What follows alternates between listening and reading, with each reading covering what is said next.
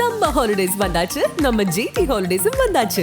GT Holidays, South India's #1 travel brand. ஆச்சி பாதாம் drink.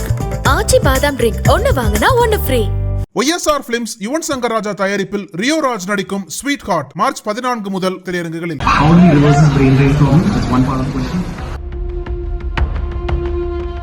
Tamil Nadu budget ஒளிபரப்பு செய்வதற்காக மாநகராட்சி சார்பில் வைக்கப்பட்ட LED திரையில் சீமானின் செய்தியாளர் சந்திப்பு ஒளிபரப்பப்பட்ட சம்பவம் பெரும் சலசலப்பை ஏற்படுத்தியுள்ளது.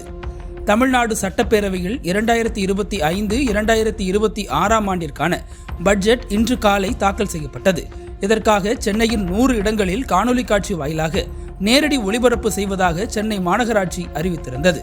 அதன்படி டைட்டில் பார்க் சந்திப்பு, சென்ட்ரல் ரயில் நிலையம், கோயம்பேடு பேருந்து நிலையம் உள்ளிட்ட 100 இடங்களில் ஒளிபரப்பப்பட்டன.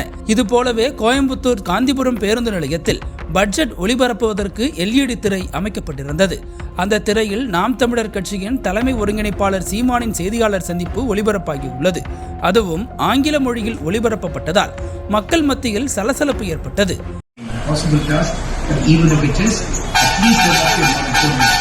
On the award of the death penalty, because now it will take years for this judgment to be appealed at different levels and mercy petition and so on and so forth.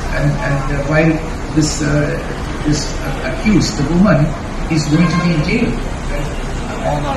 while all this happens, and so the அந்த வழியே நடமாடும் மக்கள் அனைவரும் இதனை குழப்பத்துடனேயே பார்த்து சென்றனர். How do you reverse this brain drain problem? That's one part of the question. Two, please address the parents who want their kids to leave the country, and please address the kids who want to leave the country for whatever reason. I would put it.